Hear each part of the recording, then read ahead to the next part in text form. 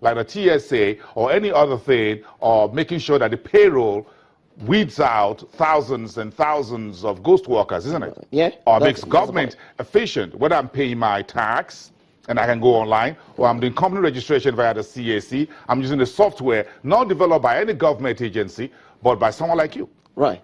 And that's the point. And until we are able to match national policy with the opportunities that ICT presents, we'll be struggling. And that's going to be at the heart of what you call contractual dissonance, as it were, because we just feel these things should be there, and they should just appear, and we just roll on with them. I'm going to give you an example. Just last month, the Kingdom of Saudi Arabia, which is also an oil-driven economy, invested $3.5 billion in Uber.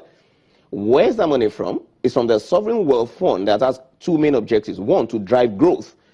And number two objective of the Sovereign Wealth Fund is to drive the economy itself in terms of growing the employment. They've set a target for themselves that by 2030, they want to increase the number of women in paid employment to 30% from the current 22%. In Nigeria, we still do not have a national IT policy. The last we had was a draft that was published in the year 2012, January. 4 years down the line, we had expected and hoped that by January this year, there will have been a final draft. It will amaze you to know other African countries, name them, the smaller one, even Lesotho has a national IT policy that links governance to the economy and shows the emergence of the national knowledge economy that can drive things forward. And that's what we're advocating. We're not asking for freebies. We're saying government has a duty to help itself by focusing on the new Nigeria without oil. And ICT represents that future. And there are many things to speak to around that. What happens when contracts are signed? Who's to blame here? Aren't lawyers and the legal experts available on both sides off the table? Is it because, as always, government is the big brother, he can always smash you or smack you, whatever? Right, thanks. That's a critical point. And I'll just go back to what I said earlier. If you have not put IT at the center of your national strategy, you will struggle with things as basic as contracts.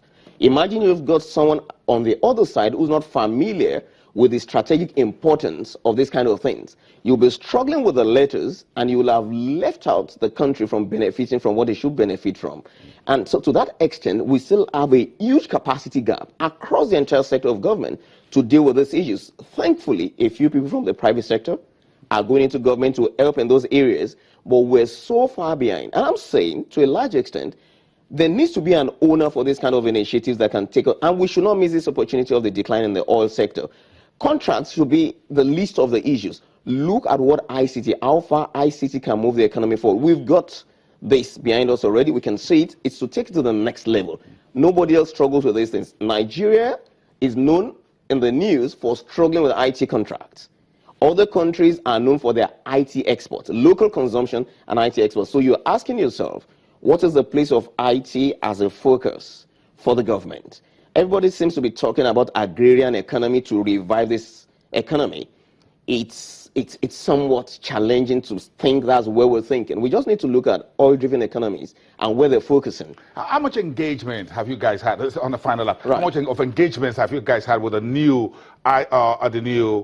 Information Communication Technology Minister and the National Assembly, the relevant organs there, to say, look, we want integrity of this, we're not happy with what is going on, whether it's with the TSA or with whatever else that you think the folks in Yaba are thinking about and working on? Yeah. That's the interface of business with government. It can be very expensive, especially when you're supposed to just be a business running on existing infrastructure and processes. But it's something we've taken on. Advocacy, it's taken us, off the curve of our business for a while. It's become a bit of a distraction, but the engagement has been quite intensive, energy sapping, and we're just hoping we'll lead and blaze the trail for others coming behind us. And once all of these hurdles are crossed, the country can actually move forward on this good level. And so, once again, we think it's an appeal for every well-wisher of the country to take a step into this debate. ICT for national development, Nigeria beyond oil, the role of ICT, the role of the legislature, the role of the government, and things will swim well for the country. What has the Minister of Information Communication Technology told you?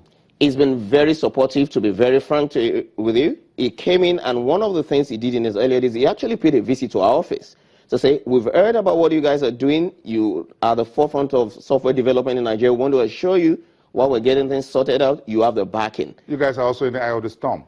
In the eye of the storm, and the kind of the storm we're weathering now, it's in the best interest of Nigeria that we weather this storm successfully, because the potentials of companies like ours and others that we can make it possible for Nigeria to be a net exporter of technology and end forex.